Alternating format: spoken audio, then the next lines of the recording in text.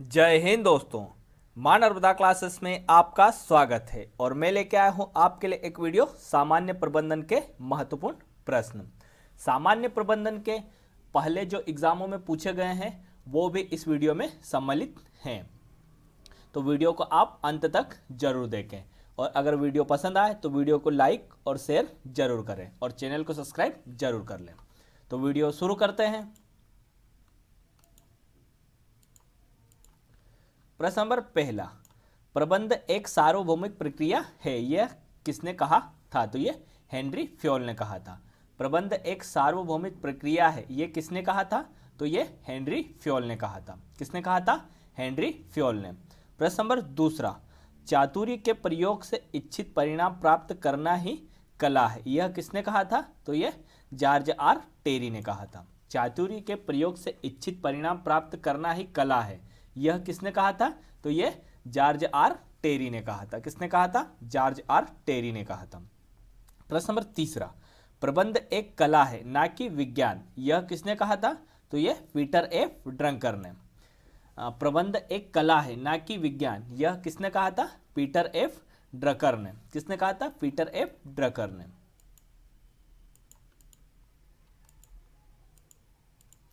प्रश्न नंबर चौथा, प्रबंधन कैसी प्रक्रिया है? तो यह गतिशील। प्रबंधन कैसी प्रक्रिया है? तो गतिशील प्रक्रिया है। प्रश्न नंबर पांचवा, प्रबंधन एक जटिल प्रक्रिया व सरल रिक्त स्थान है, तो यह सरल विज्ञान है। प्रबंधन एक जटिल प्रक्रिया व सरल विज्ञान है। प्रश्न नंबर छठा, प्रबंधन के कितने स्तर होते हैं? तो प्रबंधन के 3 स्तर होते हैं। प्रबंधन के कितने स्तर होते हैं? 3 स्तर। और 3 स्तर कौन कौन से हैं? उच्च स्तर, मध्य स्तर और निम्न स्तर। कौन कौन से तीन स्तर है? उच्च स्तर, मध्य स्तर और निम्न स्तर। प्रश्न नंबर 7वां, वैज्ञानिक प्रबंधन का जनक किसे कहते हैं? तो ये एफ.डब्ल्यू. टेलर को। वैज्ञानिक प्रबंधन का जनक किसे कहते हैं? तो एफ.डब्ल्यू. टेलर को कहते हैं। किसे कहते हैं? एफ.डब्ल्यू. टेलर को। प्रश्न नंबर 8वां, किसे प्रशासकीय प्रबंधन की प्रणाली का जन्मदाता माना जाता है? तो ये हेनरी फ्योल को। किसे प्रशासकीय प्रबंधन की प्रणाली का जन्मदाता माना जाता है? तो हेनरी फ्योल को माना जाता है। किसे माना जाता है? हेनरी फ्योल को। प्रश्न नंबर 6, प्रश्न नंबर 9वां, हेनरी फ्योल प्रबंधन के विषय में कितने प्रमुख सिद्धांतों का प्रतिपादन किया है? तो ये 14 सिद्धांतों का। हेनरी फ्योल ने प्रबंधन के विषय में कितने प्रमुख सिद्धांतों का प्रतिपादन किया है? तो 14 सिद्धांतों का। कितना सिद्धांतों का? 14। प्रश्न नंबर 10वां, नियोजन भविष्य को पकड़ने के लिए बनाया गया पिंजरा है, यह किसने कहा था? तो ये एलन ने कहा था। नियोजन भविष्य को पकड़ने के लिए बनाया गया पिंजरा है, यह किसने कहा था? तो यह एलन ने कहा था। किसने कहा था? एलन ने। प्रश्न नंबर 11वां, प्रबंधन लोगों से काम लेने की कला है, यह किसने कहा था? तो यह हेराल्ड कुंटज ने कहा था। प्रबंध लोगों से काम लेने की कला है, यह किसने कहा था? तो यह हेराल्ड कुंटज ने कहा था। प्रश्न नंबर 12वां, पूर्वानुमान, संगठन, आदेश देना, समन्वय एवं नियंत्रण के अतिरिक्त अनुसंधान एवं संप्रेषण को प्रबंधन का कार्य किसने माना है? तो यह उर्विक ने। पूर्वानुमान, संगठन, आदेश देना, समन्वय एवं नियंत्रण के अतिरिक्त अनुसंधान एवं संप्रेषण को प्रबंधन के कार्य किसने माना है? तो यह उर्विक ने माना है। किसने माना है? उर्विक ने। प्रश्न नंबर 13, प्रबंधन यह जानने की कला है कि क्या करना है तथा उसे करने का सबसे उत्तम एवं सबसे सस्ता उपाय क्या है, यह परिभाषा किसने दी थी? तो यह एफ.डब्ल्यू. टेलर ने दी थी। प्रबंधन यह जानने की कला है कि क्या करना है तथा उसे करने का सबसे उत्तम एवं सबसे सस्ता उपाय क्या है, यह परिभाषा किसने दी थी? तो एफ.डब्ल्यू. टेलर ने दी थी। किसने दी थी? एफ.डब्ल्यू. टेलर ने। प्रश्न नंबर 14, भविष्य का अनुमान बनाकर संगठन की इकाई के उद्देश्यों को तय करना क्या कहलाता है? तो यह नियोजन कहलाता है। भविष्य का अनुमान बनाकर संगठन की इकाई के उद्देश्यों को तय करना क्या कहलाता है? तो नियोजन कहलाता है। क्या कहलाता है? नियोजन। प्रश्न नंबर 15, संचालक मंडल, प्रबंध संचालक एवं जनरल मैनेजर प्रबंधन के कौन से स्तर में आते हैं? तो ये उच्च स्तर में। संचालक मंडल, प्रबंधक संचालक एवं जनरल मैनेजर प्रबंधक के कौन से स्तर में आते हैं? तो ये उच्च स्तर में आते हैं। कौन से स्तर में आते हैं? उच्च। प्रश्न नंबर 16, किस विचारधारा के अनुसार लागत एवं वित्त समर्थकों का प्रबंधन के क्षेत्र में प्रयोग सफलता की कुंजी है? तो ये लेखांकन विचारधारा।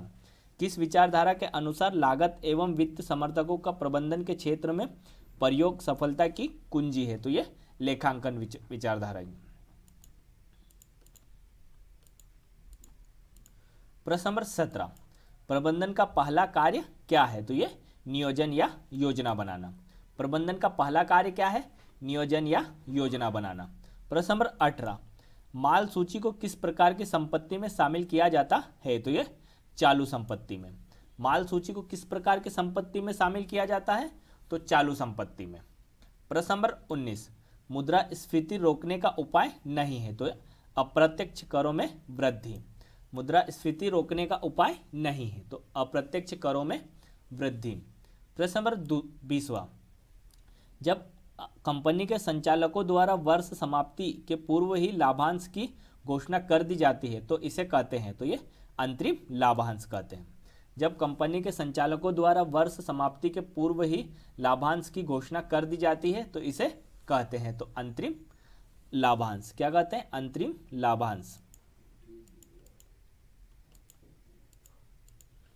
प्रश्न नंबर 21, उत्पादन प्रबंधक, विपणन प्रबंधक, वित्त प्रबंधक और कर्मचारी प्रबंधक किस स्तर में के प्रबंधक होते हैं? तो ये मध्य स्तरीय प्रबंधक होते हैं। उत्पादन प्रबंधक, विपणन प्रबंधक, वित्त प्रबंधक और कर्मचारी प्रबंधक किस स्तर के प्रबंधक होते हैं? तो ये मध्य स्तरीय प्रबंधक होते हैं। प्रश्न नंबर 22, उद्देश्यों द्वारा प्रबंध व्यक्तियों को अभिप्रेरित करने में असफल रहा है, यह किसका कथन है? तो ये हैरी लोविंसन का। उद्देश्यों द्वारा प्रबंध व्यक्तियों को अभिप्रेरित करने में असफल रहा है, यह किसका कथन है? तो ये हैरी लोविंस का। किसका कथन है? हैरी लोविंस का। प्रश्न number 23, the principle of general and industries management नामक पुस्तक किसने लिखी है? तो ये हेनरी फ्योल ने लिखी है। The principle of general and industries management नामक पुस्तक किसने लिखी है? तो हेनरी फ्योल ने लिखी है। किसने लिखी है? हेनरी फ्योल ने। प्रश्न नंबर 24, वर्ष 1903 में एफ.डब्ल्यू. टेलर का शोध पत्र किस नाम से प्रकाशित हुआ था? तो ये कारखाना प्रबंध नाम से। वर्ष 1903 में एफ.डब्ल्यू. टेलर का शोध पत्र किस नाम से प्रकाशित हुआ है? तो ये कारखाना प्रबंध के नाम से। वर्ष 1903 में एफ.डब्ल्यू. टेलर का शोध पत्र किस नाम से प्रकाशित हुआ? कारखाना प्रबंध के नाम से। प्रश्न नंबर 25, हेनरी फ्योल कौन थे? तो ये खनन अभियंता। हेनरी फ्योल कौन थे? खनन अभियंता। प्रश्न नंबर 26, एक मुखिया और एक योजना, यह कथन किस सिद्धांत से संबंधित है? तो ये दिशा एकता सिद्धांत से। एक मुखिया एक योजना, यह कथन किस सिद्धांत से संबंधित है? तो दिशा की एकता सिद्धांत से। प्रश्न नंबर 27, प्रबंधन में नियोजन का महत्व है? तो ये भावी घटनाओं की अनिश्चितता। प्रबंधन में नियोजन का महत्व है? तो ये भावी घटनाओं की अनिश्चितता। प्रश्न नंबर 28, नियोजन के बाद प्रबंधन का अगला कार्य है? तो ये आयोजन। नियोजन के बाद प्रबंधन का अगला कार्य क्या है? आयोजन करना।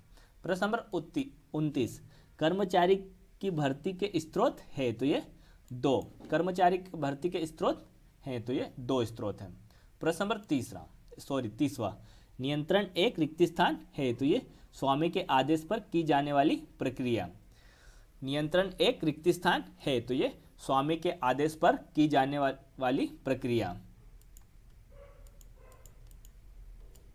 धन्यवाद दोस्तों। अगर आपको ये वीडियो अच्छा लगा है तो वीडियो को लाइक करें, वीडियो को ज़्यादा से ज़्यादा शेयर करें, और अगर आपने हमारे चैनल को सब्सक्राइब नहीं किया है तो हमारे चैनल को सब्सक्राइब कर लें और साथ में बेल आइकन को भी प्रेस कर दें, जिससे आपको हमारी आने वाली वीडियो की नोटिफिकेशन मिल जाएगी। धन्यवाद दोस्तों। जय हिंद, जय भारत।